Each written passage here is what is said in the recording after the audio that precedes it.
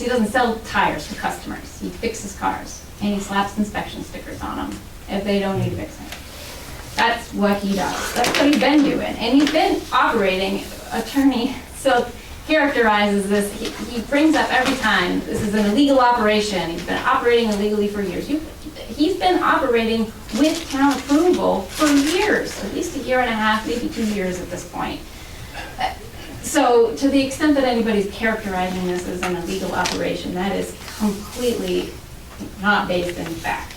Because he has been operating with town approval. It's not an auto body shop.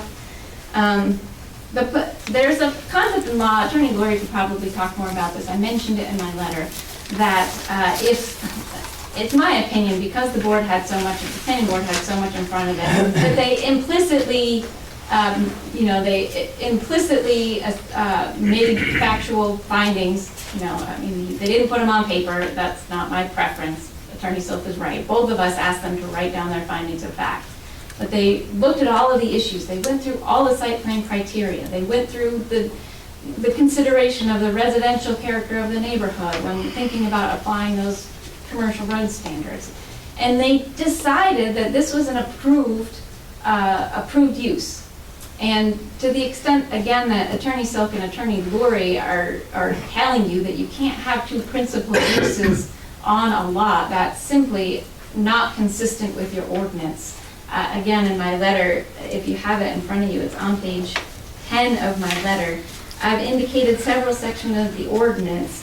I don't have page numbers, my computer's about to die, but in Article 2, subsection 5, it says if more than one residential dwelling unit, principal governmental, commercial, or industrial structure or use, or combination thereof, is constructed or established on a single parcel, all the dimensional requirements should be met for each additional use. So your ordinance clearly contemplates multiple uses on a single lot. We didn't need to create a separate lot. You can have two uses. You can have a residential use and a commercial use so long as it met all the ordinance provisions. And again, you have to assume that the planning board determined that the ordinance provisions were met. The requirements of the ordinance were met. They didn't do a sidewalk. They didn't have to do a sidewalk.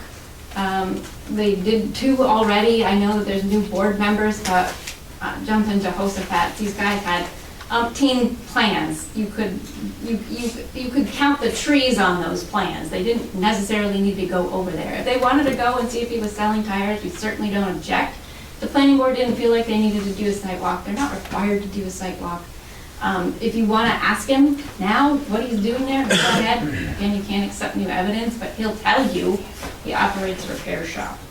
And the board didn't err by not considering that he doesn't operate a service station or a junkyard or whatever, automotive body shop. He doesn't do body work there. The board knows what he's doing there.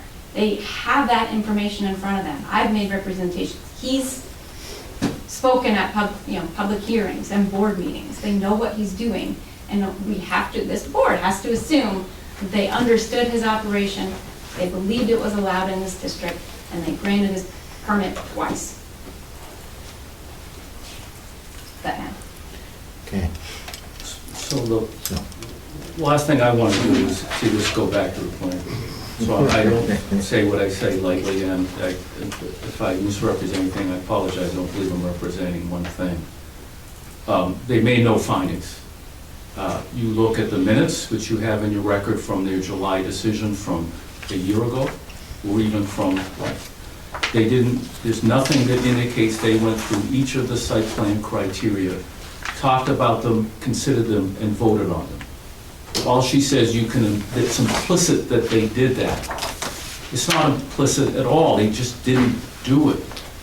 If they did it, it'd be in the minutes, and it'd be in their decision. It didn't happen. We asked them repeatedly, you have to decide what the nature of the commercial use is. There's issue out there. There's certain requirements for a facility you have to have if you're licensed by the Maine State Police. It's in the state regulations, what you need to have.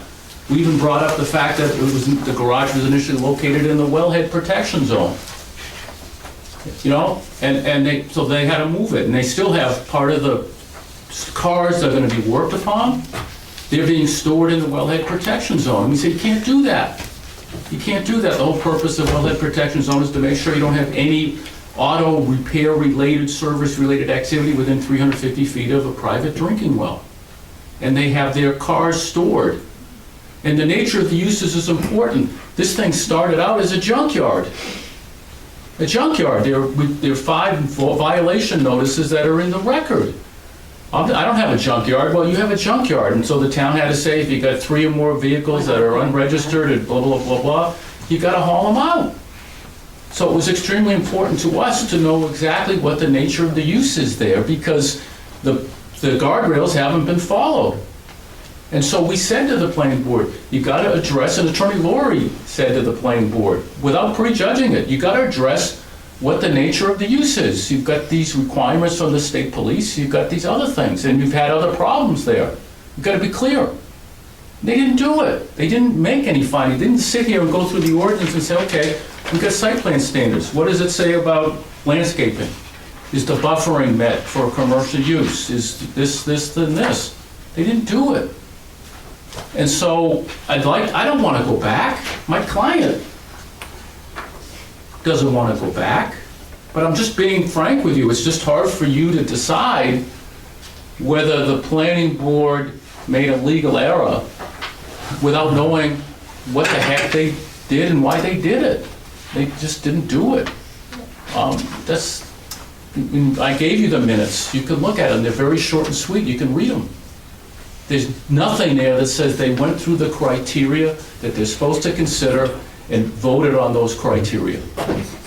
That's all. At the end of the day, our view is that based on what was in the record, the planning board didn't make any finding, but based on what's the record, based on what the nature of the use is, you can't take new testimony now. But it's there that it was a state police certified facility, and inherent in that is you got to be able to service vehicles. That's part of what the state police require if you're going to be a licensed facility for giving auto inspections. And the wellhead zone, it shows, I gave you the material, is the site plan, you sketch it off. The planning board said it's okay to store vehicles while you're working on them in the wellhead protection zone. You can say, but there's a purpose for the wellhead protection zone. And even if the neighbor says, I don't care, it doesn't matter about the neighbors protecting a private drinking water source. You just can't do that. And so we brought that up too, and they didn't deal with it. So I'm at a loss. My view is they made a lot of mistakes. They made a mistake on the commercial access standard. They made a mistake a couple of times earlier, viewing that the lots were merged. We heard that argument already 2 years ago. Now we hear it's not a rear lot, and then we hear all these other things. It would have been nice, and we both asked the planning board to make findings. I can show you the letter she wrote. It says, please make findings. I wrote, please make findings. Everybody said that. I'm sure Desiree said that. And it just didn't happen. They just,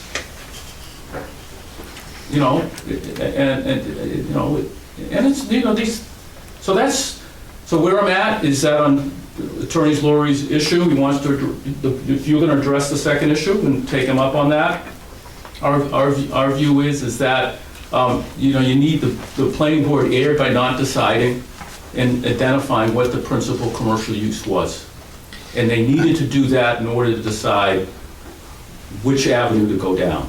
And they needed to decide that in order to understand how many uses were going to be put back there. And until they knew how many uses would be put back there, they couldn't make any decision about whether it was meeting the purpose, the section of the ordinance that deals with minimum lot size and things like that. I had thought that you could dispose of the issues of law today, but now I think that you've construed the ordinance with regard to the commercial use.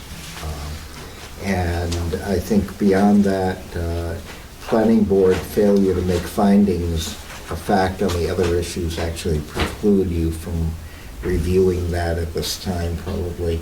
If the court should flip you, or does flip you in the event they decide that Ms. Kramer is right,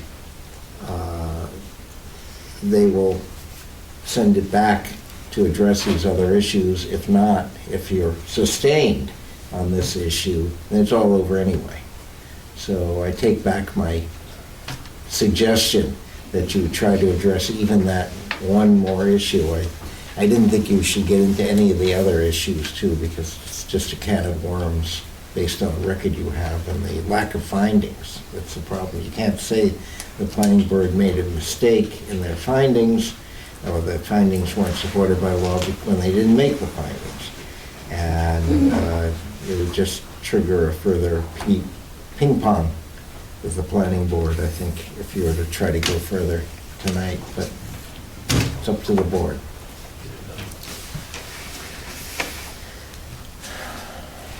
May I just respond to Attorney Silk's last points? I mean, all of this is gonna get typed up and sent to the Superior Court, so I have a duty to protect my client. I have a duty to object to, as I had written in my correspondence to you, you brought up the wellhead protection zone. The wellhead protection regulations, I stated in my letter, first of all, they didn't bring up that the parking was in the wellhead protection zone of the planning board, so they couldn't consider that issue. It's considered waived. You can't bring it up for the first time here. Secondly, the regulations about wellhead protection zone, nor the statute say anything about parking. You can't park cars awaiting repair in the shop in there. So the board, to the extent that it determined that you can have parking there, I'm not sure it did because it was never before them. I mean, the parking spots have been shown on that plan for a year and 3 months at this point. So he could have brought it up. He didn't bring it up. It's waived, is my opinion on that, and my objection to him bringing it up now for the record.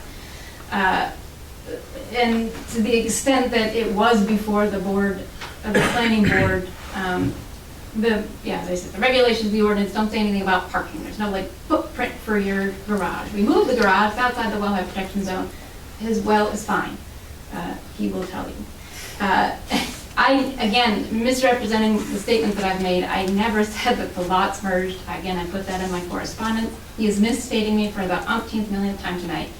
And thirdly, Attorney Silk is bringing you through Attorney Lurie's letter to the board that was submitted tonight.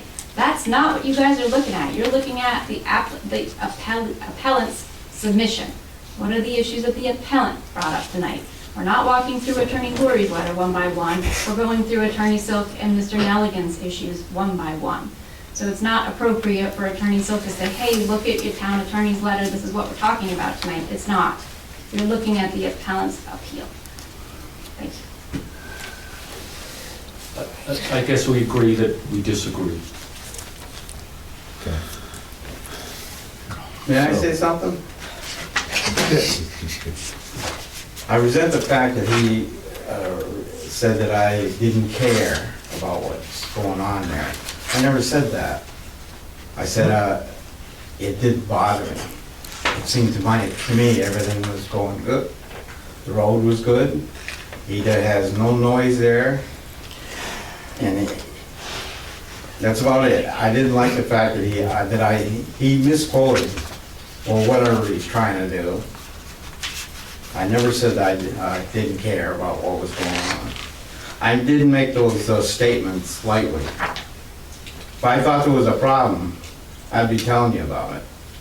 I'm sure you would. Yeah. I get that. If your grandchildren are out there, I'm sure I'd hear about it. Yeah. All right. Thank you.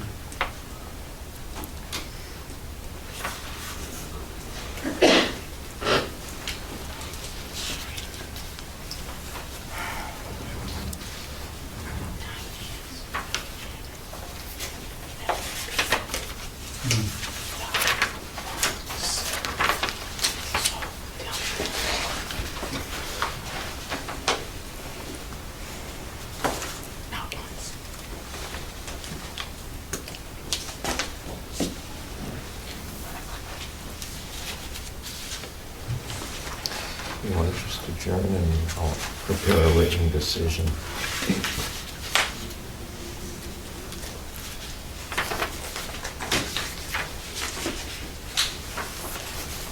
this point, I do, yeah. Come back. should be able to do that. When do you want to meet again? Weeks? Yes, we'll adjourn and just come back. Sure. Yeah. I'll have a written decision for you. I'll have a draft out to you shortly. Okay, thank you, Mr. Laurie. I'd like to make a motion to adjourn the meeting. Second. All those in favor? Okay, meeting adjourned. Did you just reschedule the next month? We're gonna reschedule for, what's a good time? So you've adjourned, so You can should I shut it. shut everything off first? Okay.